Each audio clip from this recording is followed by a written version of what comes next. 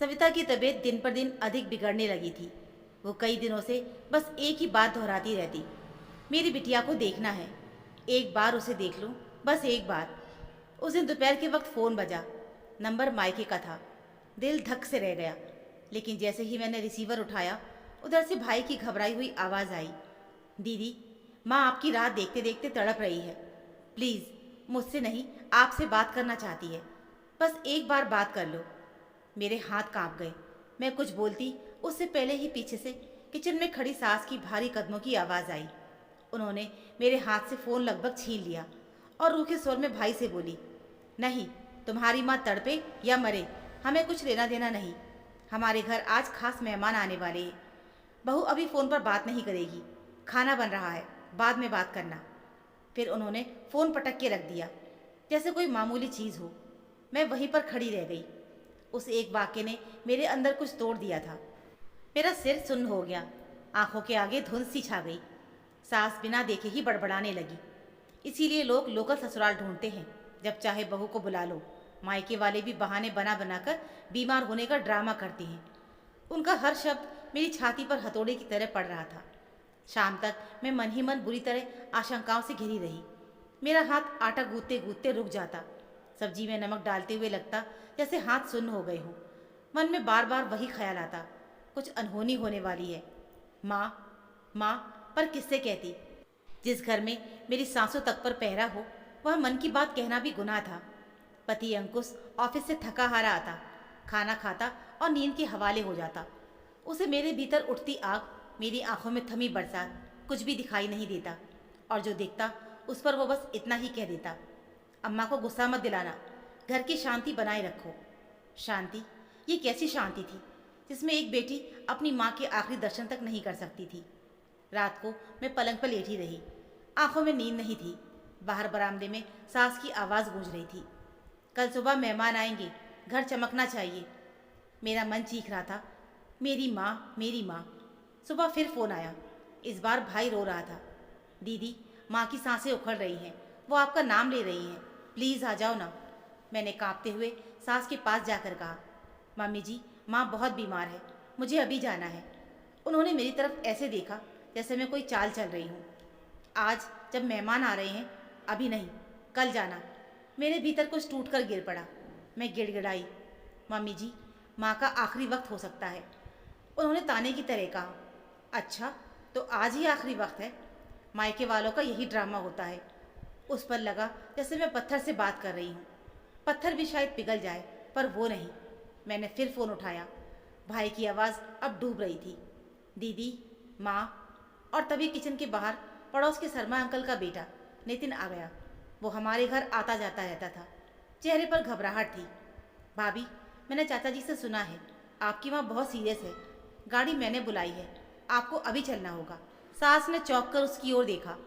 तुम्हें किसने बुलाया? नितिन ने विनम्रता से कहा, आंटी, मैं खुद आया हूँ। उनके घर से रोते हुए फ़ोन आया था, भाभी को अभी जाना चाहिए। सास के चेहरे पर गुस्सा था, पर बाहर वाले के सामने उनकी आवाज़ थोड़ी नरम पड़ गई। वो मुझे घूरते हुए बोली, ठीक है, जा, पर अपने कुछ कपड़े रख लेना, हो सकता है वहाँ कुछ दिन रुकना पड़े। मैंने उन्हें देखा। मन में शंका की लहर दौड़ गई। जो सास कल तक मायके जाने नहीं देती थी, आज खुद कह रही है कि कुछ दिन रुकना पड़ेगा। ज़रूर कोई गड़बड़ है, पर उस वक्त गड़बड़ समझने की फुर्सत कहाँ थी। माँ, माँ, बस माँ थी। मैं भागकर कमरे में गई। मेरे हाथ कांप रहे थे। कुछ कपड़े उठाए, दुपट्टा सिर पर रखा और दरवाजे से निकल गई। निकलते वक्त सास की एक बात कान में पड़ी, जाकर वहीं रहो, यहाँ कौन सा तुम्हारे बिना घर रुक जाएगा। उस वाक्य ने मेरे गले में कुछ अटका दिया, लेकिन मैं दौड़ती रही। गाड़ी में बैठते ही आंखों से आंसू बहने लगे। रास्ते में खेत, पेड़, दुकानें सब धुंधले लग रहे थे। मुझे बस माँ का चेहरा दिख रहा था। बचपन में मेरी चोट पर फूंक मारती माँ, मेरी परी रसोई पर माथा चूमती माँ, मेरे आंसू पोंछकर कहती, माँ, मेरा बच्चा है तू। मैंने सोचा मैं पहुँचते ही माँ को पकड़ के कहूँगी, माफ़ कर देना माँ, मुझे देर हो गई। पर कुछ ही देर बाद भाई का संदेश आया, दीदी, माँ चली गई। मेरी चीख गाड़ी के अंदर ही दब के रह गई। सांस जैसे रुक गई, हाथ पैर ठंडे पड़ गए। मैं रोई नहीं, बस भीतर कुछ मर गया। मैं मायके पहुंची तो घर में मातम था। रिश्तेदार, पड़ोसी सब थे। लेकिन मेरी माँ नहीं थी। मैं माँ के कमरे की तरफ दौड़ी जहाँ वो हमेशा बैठकर पूजा करती थी। वहाँ उनकी चौकी खाली थी। उनकी चप्पल एक तरफ रखी हुई थी। उनका दुपट्टा कुर्सी पर पड़ा था। मैं उस दुपट्टे से लिपटकर फूट फूट के रो पड़ी।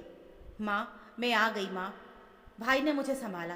पिता की आंखें सूख चुकी थी, जैसे रो रो कर वो पत्थर हो गए थे। बेटा, माँ तुम्हारी रात देखते देखते गई। पापा का गला भराया। वो बार बार बोलती रही, मेरी बिटिया आएगी, मेरी बिटिया। मेरे मन में एक आग उठी। मैं खुद को कोस रही थी। मैं सास को कोस रही थी। मैं अपने उस पति को कोस रही थी। मैं उस समाज को कोस रही थी जो बहू को घर की इज्जत के नाम पर उसकी माँ से भी दूर कर देता है। कई दिन मायके में रही। माँ की चीज़ें समेटते हुए हर कपड़े से उनकी खुशबू आती और हर खुशबू मुझे फिर से तोड़ देती। जब मैं ससुराल वापस लौटी तब घर वैसा ही था। दीवार पे सजावट, रसोई में बर्तनों की खनक, सास का आदेशों वाला स्वर। पर अब मैं वैसी नहीं थी। पहली बार मेरे भीतर स्वाभिमान ने सिर उठाया। उस दिन रात को पति अंकुश ने कहा, अम्मा कह रही थी कि अब तुम्हें समझ आ गया होगा कि मायके वाले कैसे बहाने बनाते हैं। मैंने पहली बार सीधे उसकी आंखों में देखा। अंकुश, मेरी माँ मर गई और मैं उनकी आंखें बंद नहीं कर सकी क्योंकि तुम्हारी माँ ने मुझे रोका। अंकुश सुन रह गया। तुम क्या कह रही हो? मैंने कांपते हुए कहा, तुम्हें पता है, माँ मेरा नाम लेते लेते चली गई और मैं यहाँ मेहमानों के लिए पूड़ियाँ तल रही थी। अंकुश की आंखें झुक गईं। वो पहली बार चुप था। अगली सुबह सास ने मेरे हाथ में काम थमाते हुए कहा, आज बाजार चलना है, सामान। मैंने शांत स्वर में कहा, मम्मी जी, आज नहीं, आज मैं अपने लिए बाहर जा रही हूँ। उन्होंने घूर कर देखा। क्यों? मैंने कहा, क्योंकि मैं अपनी माँ को खो चुकी हूँ। अब मैं किसी और रिश्ते को इस वजह से नहीं खोऊंगी कि मैं इजाज़त के इंतज़ार में बैठी रहूं। सास के चेहरे पर हैरानी थी। बड़ी जुबान चलने लगी है। उन्होंने ताना मारा। मैंने पहली बार बिना डरे जवाब दिया, जुबान नहीं, सच्चाई चल रही है। आप चाहें तो नाराज़ हो जाएं, पर मेरी ज़िंदगी फिर किसी के अहंकार के कारण अधूरी नहीं होगी। उस दिन के बाद मेरे भीतर एक नई बेटी जन्मी जो माँ को खो चुकी थी, पर अब किसी और की बेटी को माँ से दूर नहीं देख सकती थी। समय बीत गया। मैं खुद माँ बन गई। मेरी बेटी अंशी जब बड़ी हुई, शादी के बाद एक दिन रोते हुए मेरे पास आई। मम्मी, सासू माँ कहती है कि बार बार मायके नहीं जाते। मैंने उसका सिर अपने सीने से लगाया। मेरी आंखों में पुरानी टीस जाग उठी।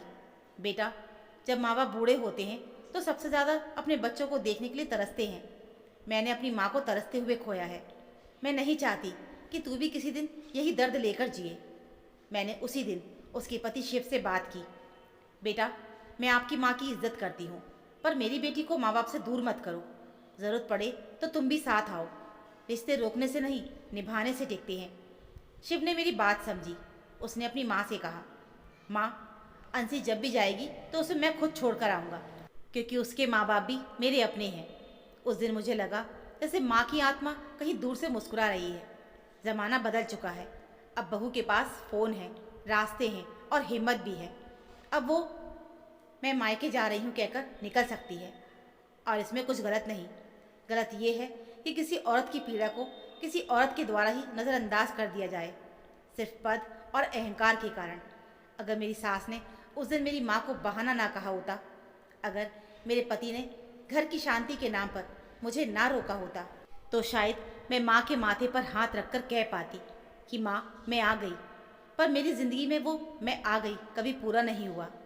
बस इसी अधूरेपन ने मुझे एक वादा दिया कि मैं किसी बहू की खुशियों को, किसी बेटी के अधिकार को, किसी माँ की आखिरी इच्छा को कभी मेहमान और इज्जत के नाम पर कुचलने नहीं दूंगी। क्योंकि रिश्ते अधिकार से नहीं, करुणा से चलते हैं, और बदलते समय को स्वीकार करना ही सबसे बड़ी समझदारी है। वरना अहंकार के पत्थर के नीचे इंसानियत कब दब जाए पता ही नहीं चलता। तो दोस्तों, ये थी हमारी आज की कहानी।